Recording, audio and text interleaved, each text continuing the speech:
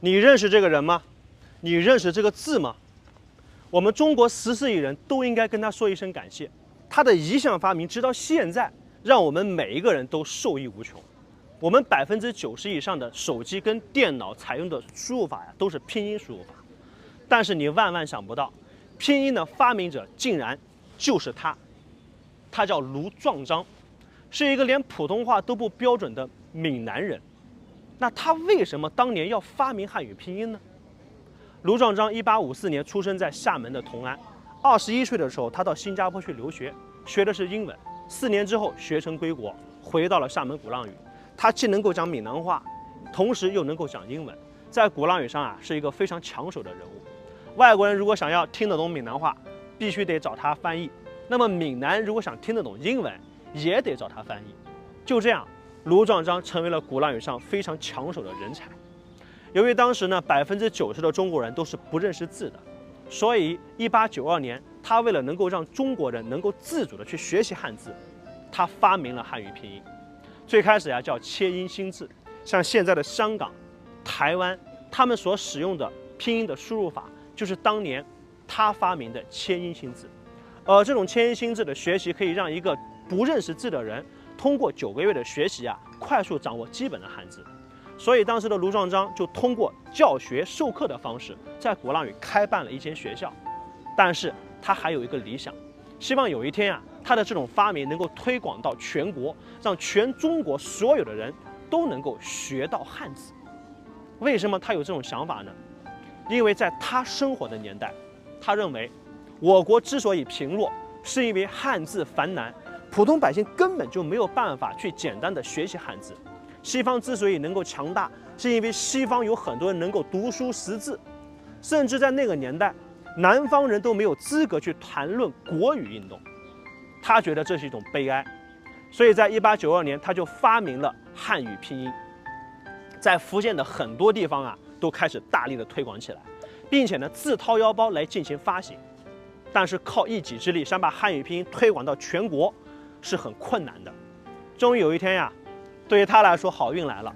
1898年戊戌变法开始，无意当中的卢壮章就把他的这个发明跟他的同乡说了。他的同乡把他传给了当时的光绪皇帝。皇帝一看，哎呀，这个不得了！如果要是能够大量的推行出来，那对咱们大清朝的百姓学习汉字一定会起到非常巨大的作用。所以当时皇帝就下了一道圣旨，想要见一见卢壮章。于是卢壮章就兴高采烈的准备呢赶往京城。结果路还没走到一半，戊戌变法就失败了。这个时候的卢壮章心凉了半截。他在想，我到底是继续往京城走呢，还是我现在就应该回到福建，老老实实做鼓浪屿上的一名老师得了。但是为了梦想，为了让全中国人都能够学到汉语拼音，能够认识汉字，他决定继续前往京城。到北京，当时找到了余衡思。余衡思就是掌管大清朝各种发明的一个部门。但是余衡思又把这个卢壮章的发明给推给了另外一个叫易学馆的部门，就说你这个不归咱们管，你到易学馆去问问。易学馆就随便给了他一个3000文字的批文，就说你这东西淘汰了，咱们不需要，戊戌变法都没了，你还搞这个发明干嘛呀？但是卢壮章就觉得那中国那大清朝不是还在吗？所以他没有放弃，他继续研究学习，直到1903年，卢壮章受到了邀请去参加全国语文运动的大会，每一个省都要派出代表，福建省的代表就是卢壮章。这次大会他带去了37个拼音字母，引起了全国的广泛重视。